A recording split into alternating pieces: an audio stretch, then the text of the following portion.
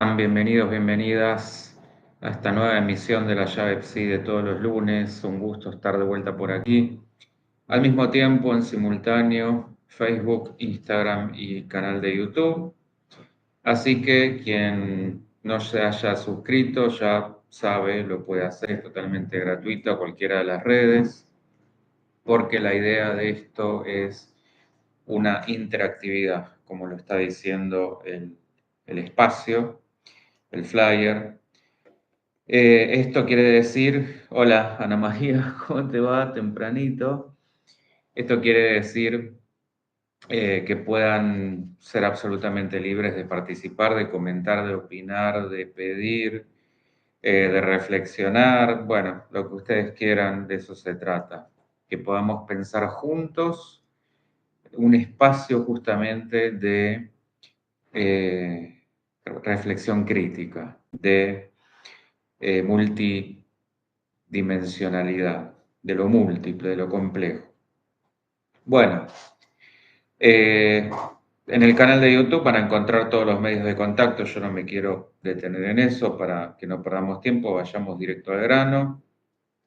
Hoy vamos a abordar esta cuestión de la mente en blanco y para eso nos vamos a meter de lleno en la parte más espiritual, más compleja, dentro de lo complejo. Por supuesto, tratando de relacionar con todo lo que habitualmente hacemos, la psicología y cualquier otra disciplina que nos permita justamente un mejor razonar, eh, abrazando la incertidumbre, sin la promesa de llegar a nada certero, pero bueno, por lo menos ir desmenuzando un camino de autodescubrimiento, de autoconocimiento, de eso se trata. Bueno, y para justamente adentrarme en este tema, voy a empezar hablando de Krishnamurti, que para quienes no lo conozcan, estimo que sí, pero para quienes no, fue un pensador y un filósofo indio que había sido considerado como instructor del mundo, así llamado como maestro o gurú por la Sociedad Teosófica. Ya he hablado de la teosofía en otra charla. Ustedes van a ir notando que a medida que yo avanzo voy a ir hilando con distintas charlas, que todo eso lo tienen en la videoteca o el archivo de YouTube, simplemente buscando dentro del canal, por supuesto, para eso les pido que se suscriban, buscando la palabra y ahí van directo al enlace. Porque todos los temas se van relacionando.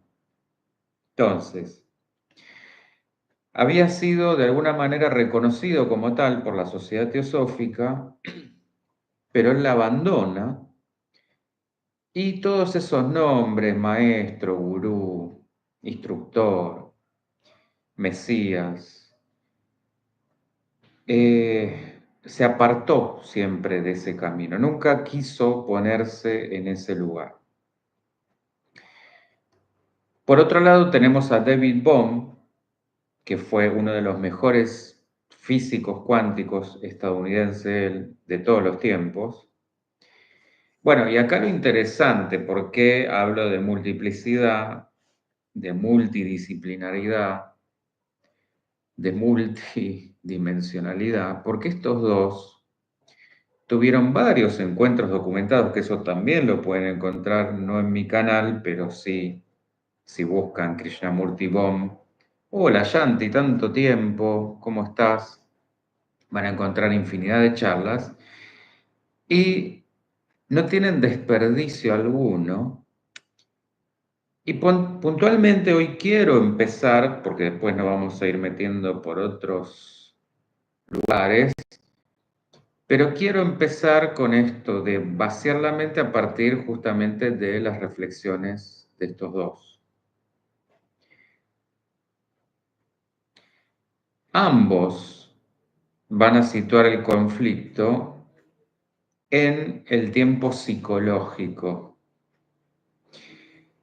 Y este también es un tema que ya he abordado en distintas charlas. Hola, Laura, ¿cómo te va? Y que el deseo y el pensamiento, siendo parte de lo que llamamos habitualmente yo, es eso que llamamos tiempo. Cuando se termina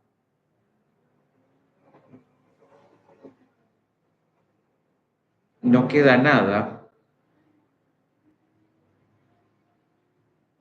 es decir, cuando se terminan ambos, pensamiento y deseo, no queda nada, y ese vacío lleno de energía es el universo.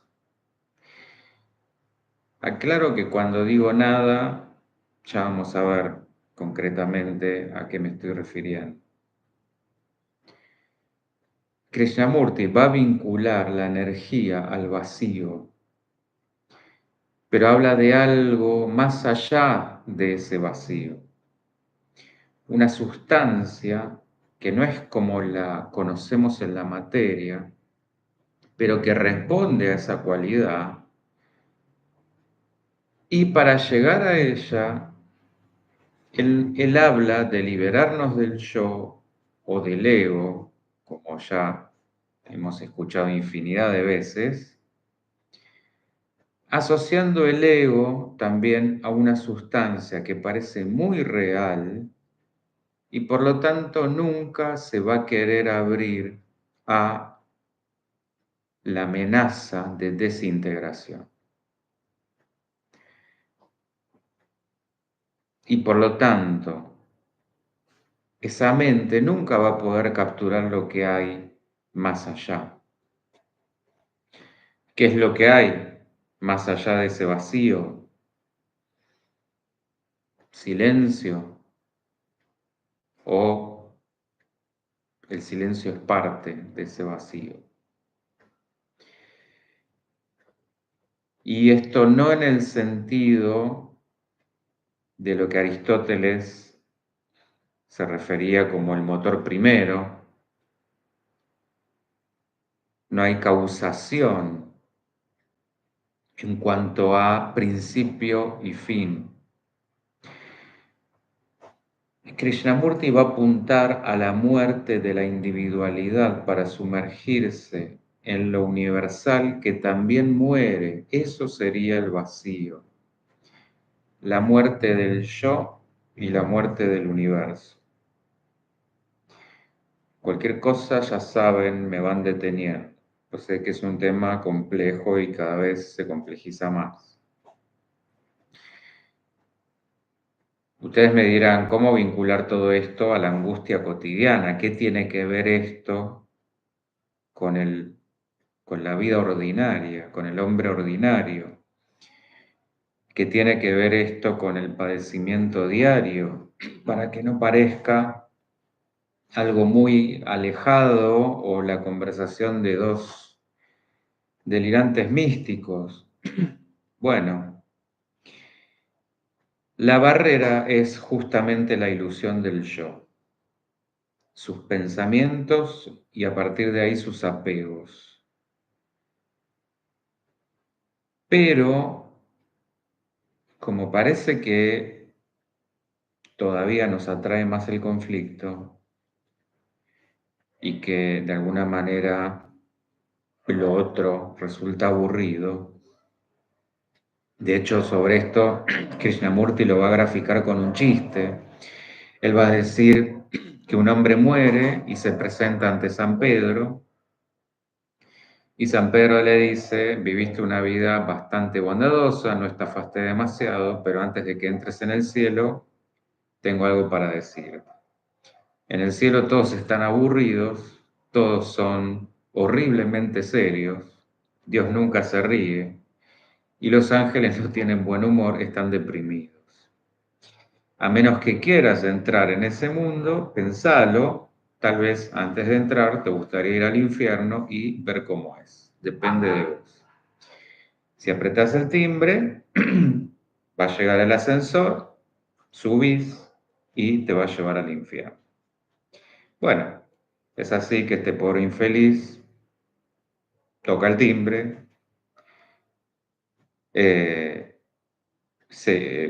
sube al ascensor y desciende al infierno. Lo reciben unas mujeres muy hermosas y él dice, bueno, caramba, esto es lo que quiero, voy a subir y se lo voy a decir a San Pedro. Sube, se lo dice, ante lo cual le comenta, Señor, fue muy amable en darme esa oportunidad, prefiero ir al infierno. Y San Pedro le contesta, eso pensé, de manera que de vuelta toca el timbre y vuelve a bajar al infierno. Ahora, al abrirse la puerta, lo esperan dos personas que lo golpean, lo empujan, lo maltratan y, por supuesto, se queja, reclama, dice, hace un minuto estuve acá y me trataron como un rey, a lo que le responden, bueno, pero entonces eras un turista. Salvando el chiste, hay un punto interesante acá, que es la idea que tenemos en este plano como lucha o de lucha como sinónimo de vida. Y Buda decía que el hombre perfecto vence sin luchar. Bueno, y acá esto se abre a otras dos cuestiones. Entonces vayan viendo cómo la cosa se va, como dije hace un ratito, se va complejizando.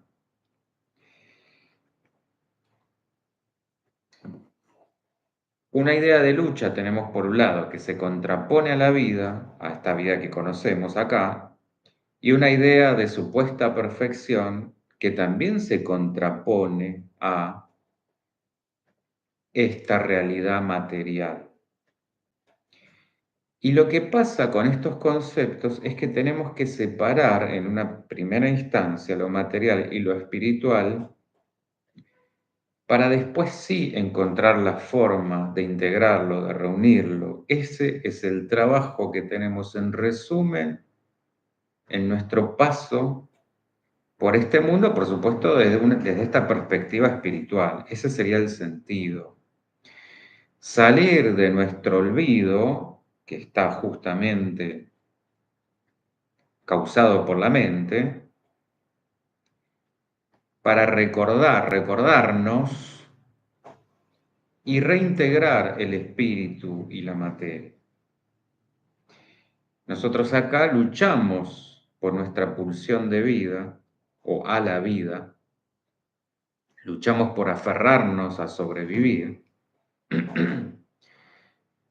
y somos imperfectos buscando recuperar o aspirando a tener una supuesta perfección originaria de la fuente, esta sensación de haber perdido algo, de querer volver a ese mitológico paraíso perdido. ¿Estamos bien hasta aquí? Y esa lucha va a interferir con la transformación y es propia del tiempo, volviendo al comienzo. Vivimos en una carrera contra el tiempo. De hecho, acá es lo único que tenemos y lo queremos controlar. Quisiéramos ser inmortales. Si dejamos de luchar, esto equivale a que el tiempo se desvanece y aparece un vacío que va a estar lleno de creación. Nosotros creemos que si no hay forma, no hay nada.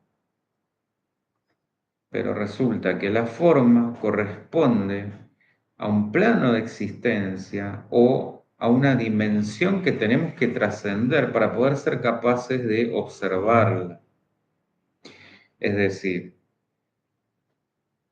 Si nosotros quisiéramos, por ejemplo, apreciar la tercera dimensión, tendríamos que irnos a la cuarta y así sucesivamente. Ahí es donde el tiempo es una dimensión más, donde el tiempo está sucediendo ahora, en esa mente cósmica, aquello que sucedió o que pasará está sucediendo ahora. Digamos que para entender esto de la mayor conciencia, es que todo se amplifica, incluyendo, por supuesto, nuestra percepción, que en este plano responde a los 5 sentidos que todos ya conocemos, pero en un plano astral, por ejemplo, lo hacemos a través de cada una de nuestras células. Digamos que es un cuerpo total, un cuerpo también amplificado. Como si a medida que subimos dimensionalmente vamos ampliando la mirada de un gran cuerpo cósmico.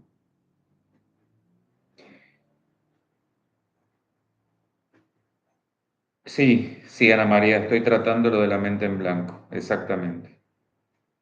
Entonces, cuando la espiritualidad habla de ilusión, se refiere al deseo en su aspecto psicológico de falta, ya hemos hablado bastante sobre el deseo, que es lo que lleva al apego y a la pasión. Y acá viene la cuestión, porque espiritualmente no falta nada. Ahí está la ilusión de este plano. De manera que lo que tenemos que encarar desde la espiritualidad es una transformación psicológica.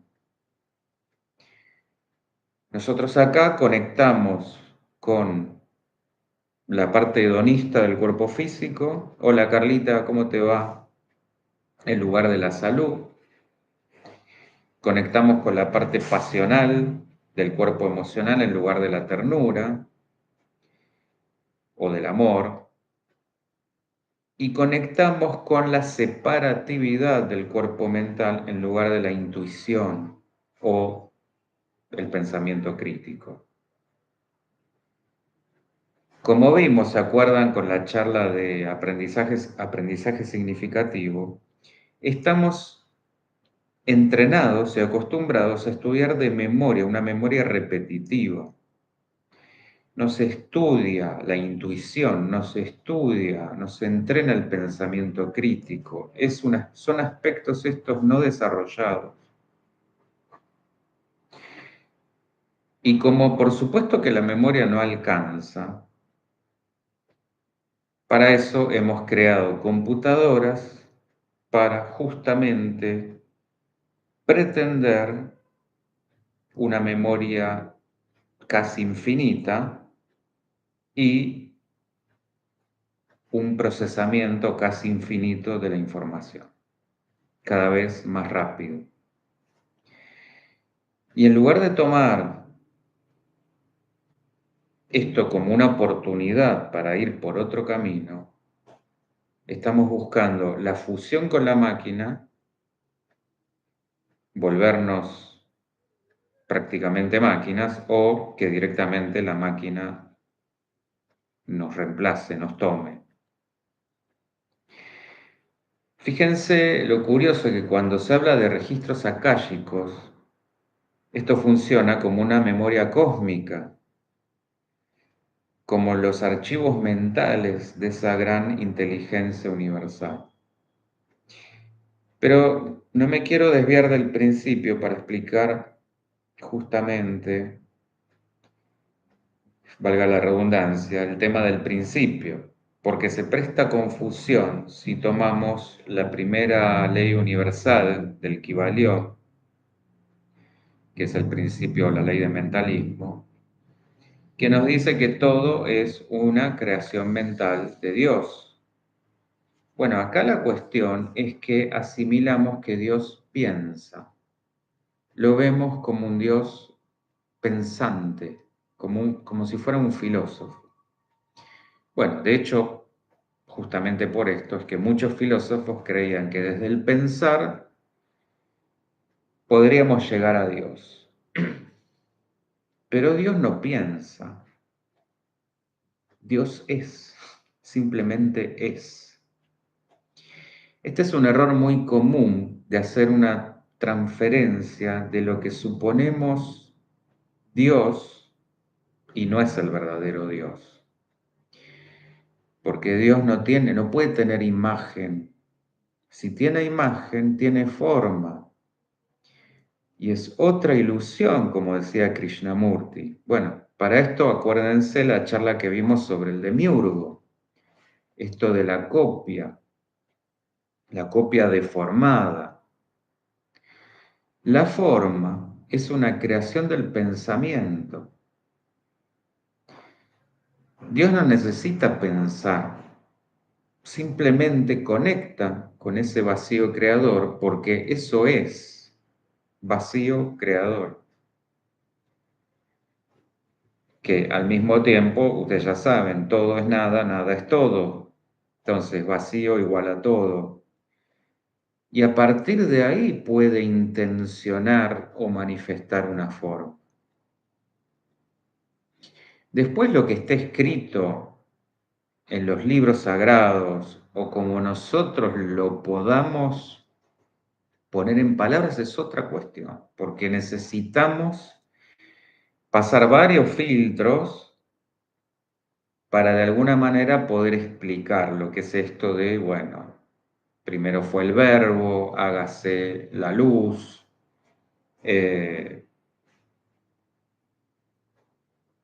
esto de pensarlo como un sueño o pensarlo como una obra, como un plan. Esas son ideas humanas, palabras justamente para tratar de asimilar un poco este concepto.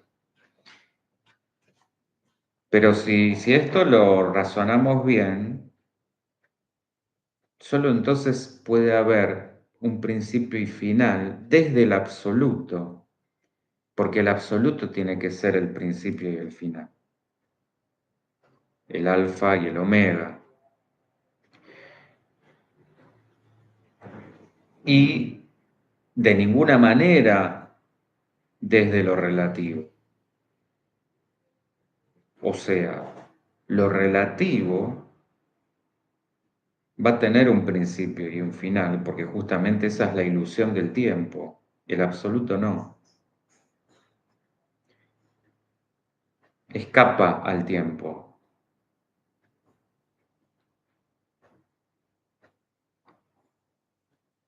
En esa conexión que yo les decía, esto de conectar con el vacío creador y a partir de ahí crear, podríamos ser capaces de lo que acá llamamos la capacidad de irnos al pasado, irnos al futuro, que esto no serían virtudes sobrenaturales si lo pensamos de esta manera, sino poder justamente acceder a ese instante lleno de infinitas posibilidades que están todas como sucediendo simultáneamente. Alguna habiendo ya sucedido en este universo, otras habiendo sucedido o por suceder en otros. Cada realidad toma forma según quien observe. O sea que ahí depende de nuestra resonancia energética. Si interviene nuestro deseo, nos desconectamos. Este es el desafío. Poder llegar a un estado de desconexión del deseo similar a la muerte para conectar con aquello otro. No sé si me estoy explicando o si es muy difícil, ustedes me dirán. Y esto es complejo porque el deseo implica apego, y esto entendámoslo como una pensiforma no apegada, creativa por naturaleza, creativa en sí misma. Por esto es que el deseo y la espiritualidad no son compatibles, pero tampoco lo son el deseo y la vida. Bueno, entonces ustedes me dirán cómo hacer entonces para seguir vivos y no desear, porque justamente desde lo psicológico lo que nos mantiene vivos es el deseo. Bueno, suena imposible, por eso el título de esta charla. A ver, no se trata acá en este plano de no desear, sino de desear solo lo necesario para vivir y practicar una meditación sin deseo de nada. Aún, y esto es lo más difícil, sin deseo de este vacío, porque sigue siendo un apego a la ilusión de iluminarnos. Tenemos que aprender a meditar solo como quien vuelve a su casa. Esto nos sitúa en un equilibrio entre todo y nada, que son, ya lo dije, lo mismo. Como ir llegando gradualmente a la fuente con menos apego, con menos velos en medio. No es la idea de lo que estoy exponiendo borrar el yo y todo su contenido. La ilusión, por más que sea ilusión, desde otro plano, es una forma de realidad. Todo es energía. Bueno, de hecho es como lo que varias veces hemos hablado sobre la realidad psíquica. Al fin y al cabo, un recuerdo, esto haciendo la relación con la charla pasada, siempre es deformado, porque nosotros nos vamos moviendo y cambiando ese recuerdo. Bueno, este es el sentido de lo que vimos con la reelaboración. Y como es abajo es arriba, y viceversa, porque la cadena de mundos también se basa en sus memorias anteriores, que esto era lo que yo les decía sobre la Kaya o el archivo de Dios. No queda sujeto a eso, pero volviendo a lo del aprendizaje significativo, un logos crea a partir de lo anterior, tomando esa idea previa, para no repetirse y para construir a partir de lo alcanzado, sobre esa base, seguir evolucionando. No hay olvido. Para eso nos debe servir la memoria, que no deja de ser una función del ego, pero que la podemos poner a disposición del ego superior o dejarla ahí para el ego inferior. ¿Se acuerdan que yo también les mencioné las leyes del inconsciente? Bueno, una de ellas es la temporalidad, es decir, el inconsciente no está atado a tiempo y espacio, por eso podemos soñar que volamos, que con el pasado, con el futuro. Bueno, esto nos abre al multiverso y lo multidimensional, porque podemos conectar con algún recuerdo de otras vidas o ser capaces de curvar el espacio-tiempo por encima de la velocidad de la luz. Imposible esto para esta tercera dimensión, pero posible a través de lo que hoy llamamos portales o vórtices. Bueno, acá tienen la relación con la charla de simbología oculta. ¿Esto qué sería? Como un atajo o un acelerador cósmico.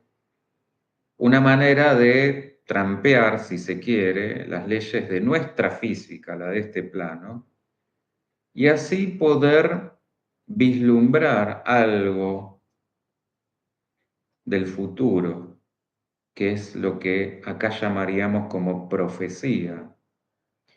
Y ojo con esto, siempre va a ser una posibilidad, porque el futuro siempre se está moviendo y está lleno justamente de variables, como líneas temporales que se van abriendo con cada decisión.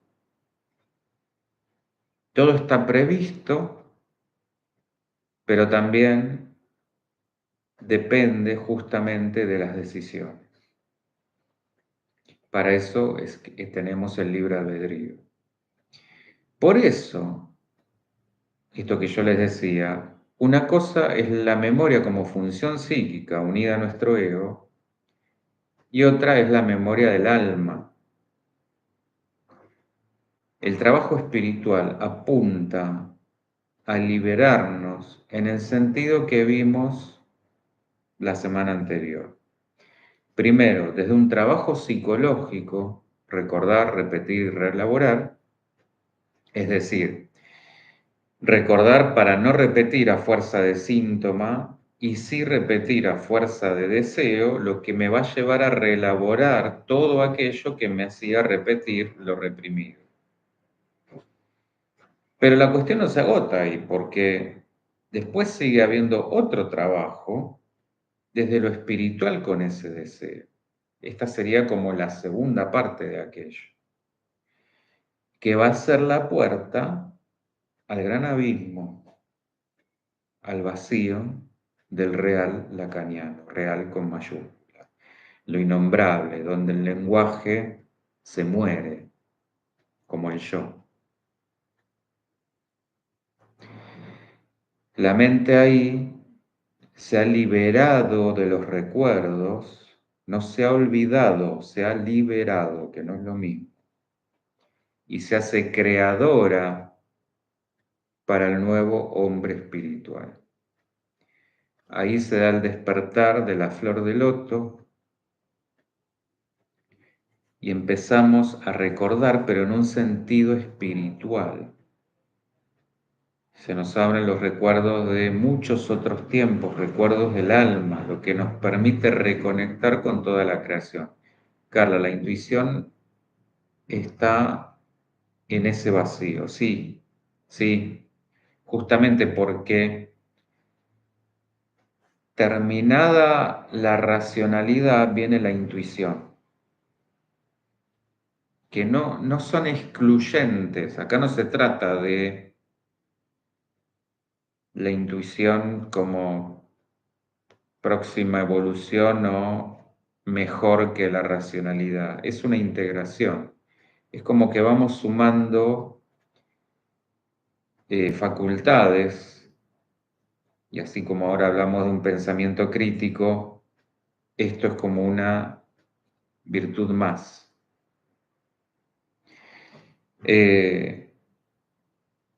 Bueno, hay una historia también de un monje muy conocido por su sabiduría, al que le van a avisar que viene un catedrático y lo espera con su mejor bata, pone un mantel nuevo, 2 tazas chinas preciosas, prepara una taza de té, lo invita a pasar y entonces se quedan sentados los dos frente a frente en un absoluto silencio.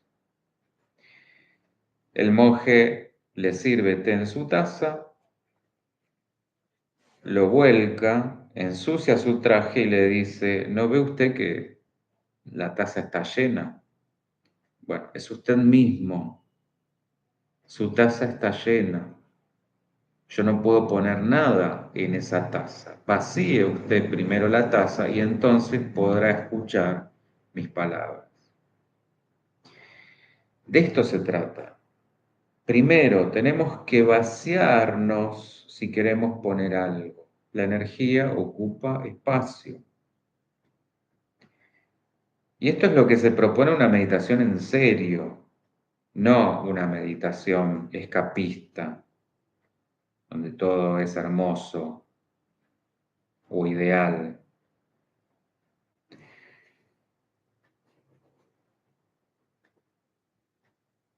Esto es a lo que apunta, por ejemplo, el focusing, el mindfulness, la alquimia.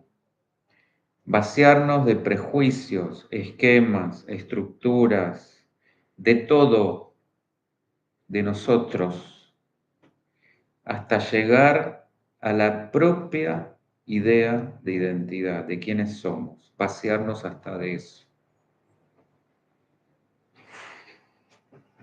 Por supuesto, esto nos arroja a la total desintegración.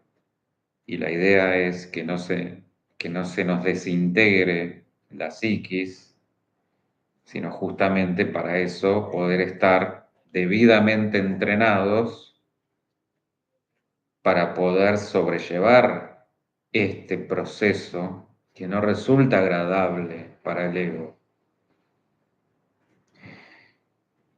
Más allá de que lo que no entendemos, por supuesto, nos asusta y nos resistimos, esta sería como la soledad previa a un estado iniciático, a una muerte. Es verdaderamente vivir una muerte y el nacimiento de otra cosa. Pero hay que pasarlo. Es una soledad que nos despoja de todo apego, que puede ser tremendamente liberadora, pero no por eso menos insoportable. Carla, la energía se nota sin hablar. Sí, sí, desde la intuición se siente también, pero como dije, ocupa un espacio. No, no existe esto que la cabeza tiene un almacenamiento infinito. No. Bueno, todo esto básicamente, Carla podrá dar fe, es lo que está en mi libro. Es como la descripción de todo este proceso. Y son las ataduras que nos siguen sujetando a la separatividad, tanto interna, psicológica, como externa, a los otros y al universo entero. Bueno, dije Carla y Yanti también, que estás muy callada, pero bueno, Yanti también puede dar fe. Por eso, cuando logramos transformar esa soledad, integrar las partes hacia esa individuación de la que hablaba Jung, conectamos con los demás de una manera genuina, espiritual. Llega un punto del camino donde el recuerdo inconsciente, vuelto síntoma, deberá ser abordado, no queda otra si queremos seguir avanzando. Lo mismo que todo apego. Cuando vimos, si se acuerdan, la famosa charla del Dante, con toda su simbología, es un camino de ir desprendiéndose de apegos. Los pecados son eso, son apegos. Por eso yo decía, todo el raconto del viaje que está en mi libro es también una transmutación de apegos. Bueno, pueden ver también la charla Ser Nadie. La detención, esto de la detención de la mente que nos ocupa hoy, implica también, sujeto sujetado, exactamente, implica también el fin de la dualidad, externa e interna. La mente inferior es por naturaleza dual porque así ha sido concebida la creación, por lo menos para este plano, para este universo, para observarse a sí misma, para espejarse, tomar conciencia de sí, conocerse, aislarse, mirarse en otro para integrarse. Parece un sinsentido, pero es la única manera de crear, expresando hacia afuera. Esto es como, piensen, un artista que está haciendo un cuadro, una pintura, por supuesto que está creando, y parte de sí o su propia esencia la está plasmando en esa creación. Pero para poder observarla la tiene que ver afuera. Este sería el tema. No puede, si queda esto en su cabeza, no termina de contemplar esa obra. Esta es la única manera de crecer y de aprender para poder perfeccionarnos. Líguenlo con el Dios artista de Nietzsche o el Dios naturaleza de Spinoza. Amar es crear, es verbalizar, que significa poner en acción, poner en marcha algo, un plan, y acá sí lo uno a lo que dice, por ejemplo, la Biblia. Por eso se dice que Dios es amor. Y si lo pensamos así, Dios sería como un artista jugando a perfeccionar su obra. El problema es que la dualidad la hemos tomado como lucha de un aspecto o el otro. Son excluyentes. Es A o B, blanco o negro. Y no como la totalidad que es. Esto nos ha llevado a la guerra o a la competencia permanente, a la separación de consciente e inconsciente, espíritu y ego, yo y el otro, cada uno dividido en sí mismo y dividido del otro. Esto que decía Carla, sujeto sujetado. Entonces el aprendizaje es una vez más abandonar la lucha. Lo mismo con el síntoma y todas las formaciones del inconsciente. Reconciliarnos con el material reprimido porque nos está enseñando la sombra a ser integrada. Pero hay otro tema muy importante que es incompatible en lo material y en lo espiritual. Acá premiamos la glorificación, la vanidad, la posesión, el tener y el parecer. En lo espiritual es todo lo opuesto, que es la enseñanza que justamente intentó llevar adelante el Papa Francisco. No como una romantización de la pobreza, sino que no olvidemos lo esencial.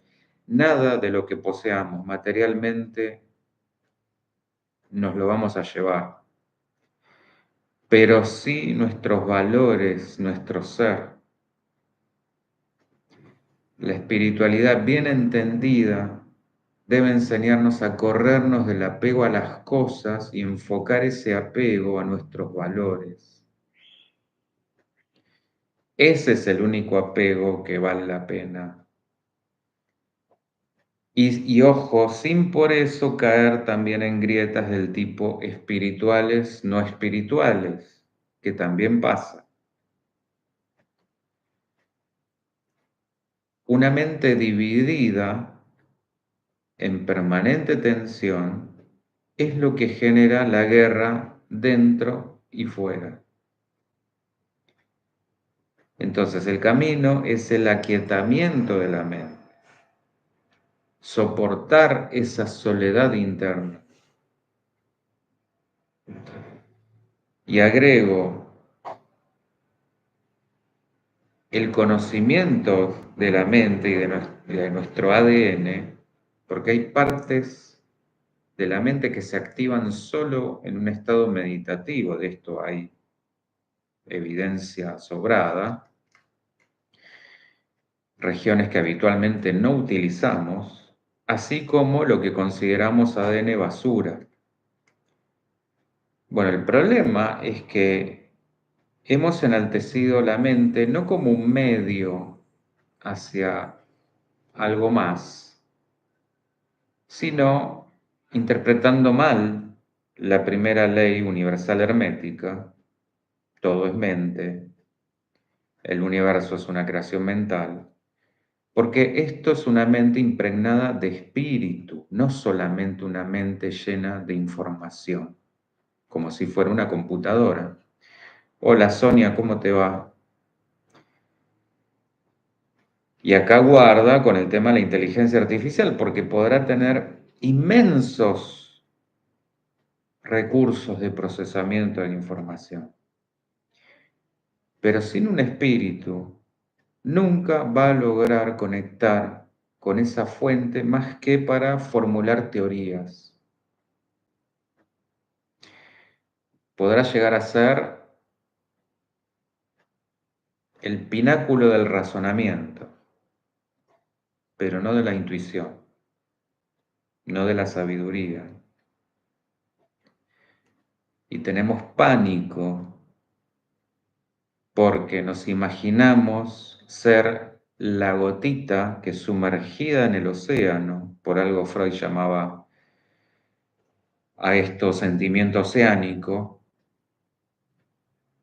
ser aniquilada y pierda toda individualidad, perdamos toda individualidad. Pero en realidad esto es al revés, es sumergir el océano en la gota, o, mejor dicho, que la gota recuerde que tiene dentro el océano. Carla, solo lo necesario nos sirve para llegar a la espiritualidad, sí. Esto que acabo de decir es la conciencia cósmica, cuando el canal está abierto para que el ser humano se sepa, se recuerde y sirva al propósito espiritual. ¿Que cuál es el propósito espiritual? Ningún otro más que eso, servir y crear. Para graficar un poco lo que dije sobre la inversión de valores, en lo que se conoce metafísicamente o esotéricamente como la jerarquía espiritual, cada quien expresa una determinada virtud o cualidad que es respetada, reverenciada, reconocida, agradecida. Es decir, que si algún maestro necesitara pedir algo específico a quien domine determinado campo, lo va a hacer sin mediación de favores o de intercambios. Que si bien es algo que tranquilamente podría hacer por sí mismo, pero ¿qué pasa acá? Se da lugar, se permite justamente poder dar ese espacio, ese reconocimiento a quien expresa esa virtud para validarlo, para reconocerlo, para reverenciarlo, para agradecerle por su servicio. Esto es como decir, si Carla expresa esencialmente por su eh, característica, vamos a decir, su especificidad, esto sería como la singularidad que mantiene Carla, que es, vamos a imaginar una expresión de liderazgo, y, no sé, Ana María de amorosidad. Entonces, bueno, Carla necesita por ahí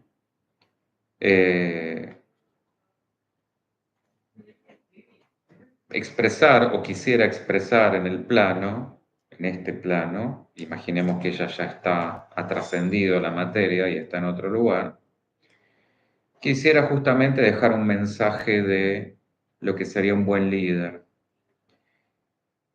o perdón, o lo que sería el amor. Entonces, como es algo que Ana María expresa por sí, le da lugar a Ana María, por más que Carla podría hacerlo tranquilamente ella. Porque como dije, esto no es excluyente.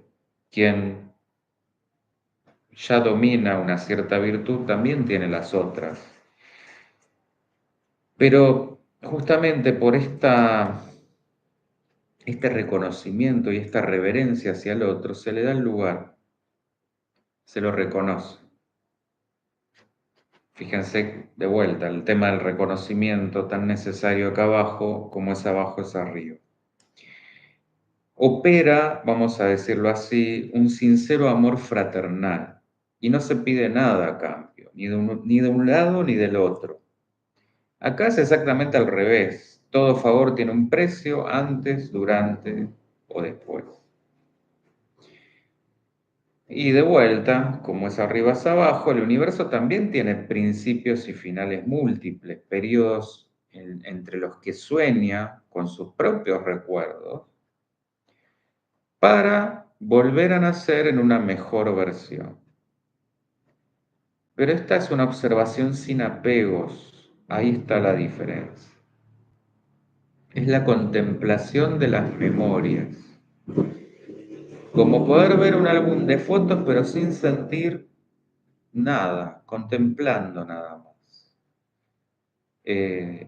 Sabiendo que eso fue nuestro camino, nuestro tránsito. No hay sentimiento. Y por supuesto no hay condicionamiento. Es como volver a ver una película. Y este estado intermedio para los seres espirituales es lo que conocemos como el devachan, que es un término que viene del sánscrito, donde deva es Dios, y el tibetano chan, que es estar sujeto o poseer. Bueno, fíjense qué curioso, ya que hablábamos de sujeto sujetado. Esto ya nos está dando la pauta que seguimos hablando de un apego. Por eso es un estadio antes de retomar el ciclo de encarnaciones. No hemos abandonado aún el ciclo de encarnaciones. Y es precisamente para descansar, para reflexionar y para procesar las experiencias pasadas. Pero además poder satisfacer todo deseo bien intencionado, guarda con esto, que por distintas circunstancias no pudo cumplirse. Acá la diferencia con un plano astral bajo, por ejemplo, donde estos serían deseos perversos. Entonces, la finalidad de esto es reencarnar con las menores ataduras previas posibles y así servir mejor. De hecho, pueden servir a la humanidad desde ese plano, inspirando, como el ejemplo que di hace un ratito, inspirando ideas y así aliviando karma. Todos los días renacemos, exactamente. Bueno, eso nos va preparando de alguna manera. Esto que yo les decía de un deseo bien intencionado es la realización de un deseo ferviente de servicio o de sanación que haya quedado pendiente. La sanación, si bien es individual, tiene como fin también ser un mejor medio, un mejor canal, un mejor vehículo.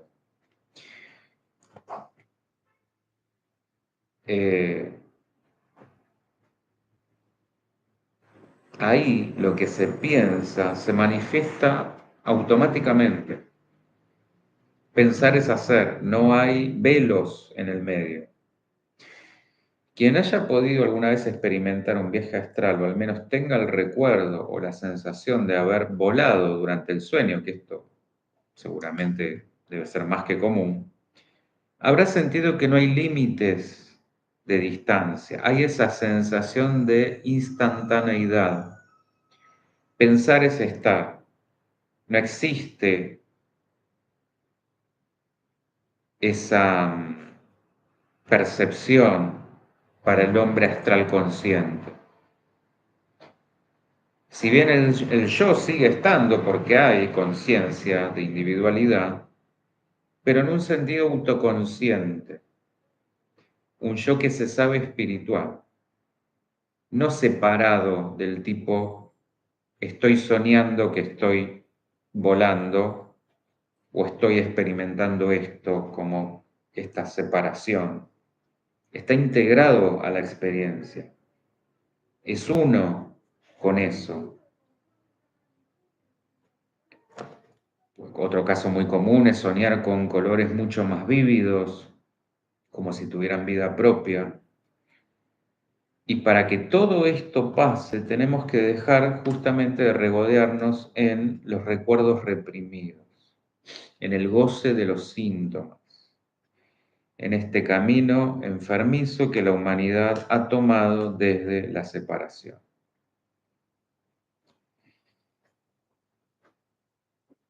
La separación ha sido así, la cuestión es que nosotros lo hemos potenciado por 1.000.000.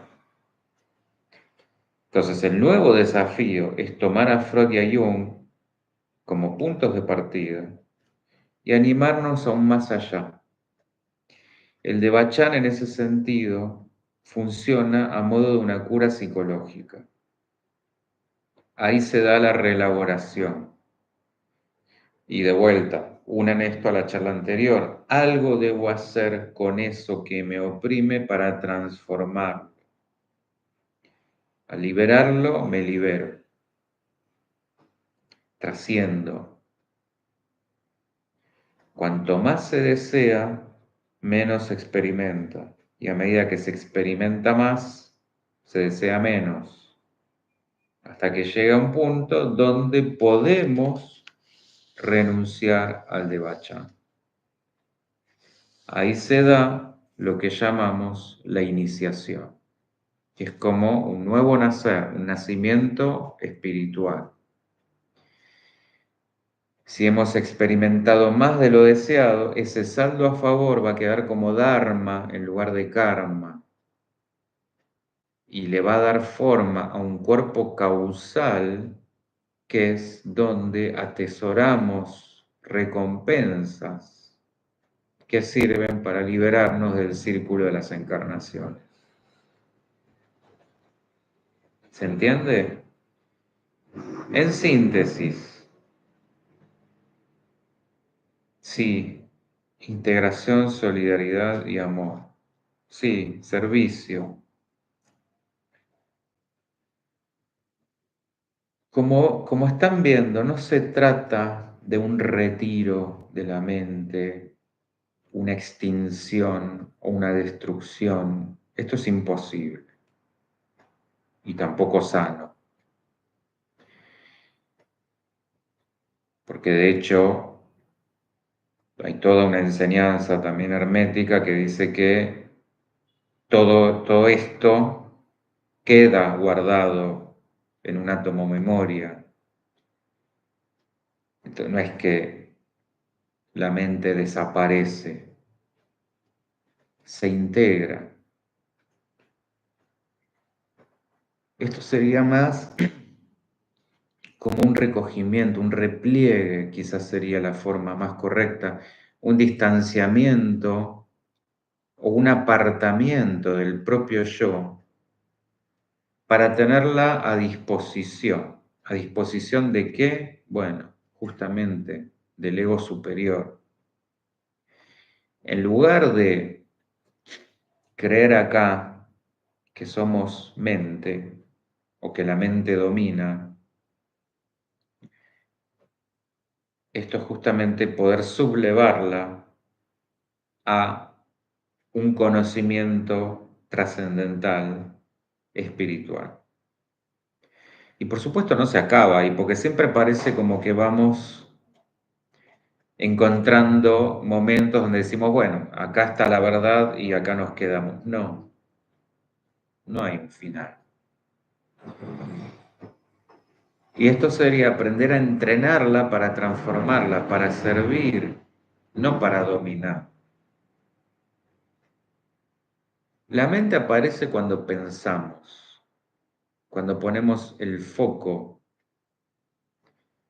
Entonces, esto sería entrenar el silencio y la atención a ese silencio para que la mente se pueda correr y aparezca la mente divina. Observación plena, sin juicios ni represión, aceptación total. Por eso, vuelvo al comienzo. Krishnamurti habla de un vacío creador, pero Krishnamurti no fue comprendido porque habla de y desde una mente trascendida, que muchos confunden, y esto hoy está lleno con la sobreoferta de pseudoterapias voluntaristas, con estas promesas de que por simples actos de motivación o voluntad, si querés, podés. No tenemos que confundir voluntad humana con voluntad divina. La voluntad humana tiene que ver con el libre albedrío, que, bueno, ya hemos visto que de libre tiene poco y nada.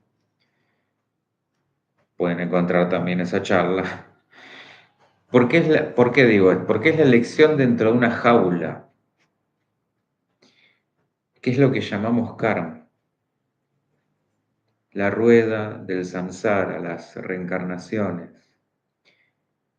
Hasta que no nos liberemos de esta creación ilusoria, vamos a perseguir una libertad a la que nunca vamos a poder llegar, que es la libertad engañosa del deseo, la zanahoria que se nos va corriendo todo el tiempo. La voluntad de Dios es otra cosa. El Dios inmanente siempre está encerrado en la jaula, el Dios trascendente espera afuera, como en la alegoría de la caverna. También está esa charla. Ya no sé cuántas les nombré. El pájaro dentro de la jaula sería el libre albedrío humano, como decir su pequeña voluntad frente a la voluntad divina, que es la verdadera libertad a la que tenemos que llegar. ¿Estamos? ¿Dudas, preguntas, comentarios? ¿Ha quedado todo clarísimo? Carla, todo está en la humanidad, pero sepamos decidir cuál es el camino. Bueno, y ese camino hay que vivirlo. Nadie lo puede contar. Por eso esto que les acabo de decir hay que sentirlo. No hay otra forma. Hay que animarse y sobre todo en esa parte que les dije de cuando sentimos que dejamos de ser, que es una ilusión más, porque es la mente no queriendo entregar el control. ¿Está? Bueno, ustedes ya saben que todo tema que quieran lo pueden proponer, lo pueden pedir, así como, bueno, dejar comentarios que yo después los tomo. Por hoy es hasta acá y nos vamos a volver a reencontrar, Dios mediante, la semana que viene a las 19. Muchísimas gracias, Carla, Ana, Yanti, Sonia, Laura, bueno, espero no olvidarme de nadie y nos volvemos a ver el próximo lunes. Chau, chau.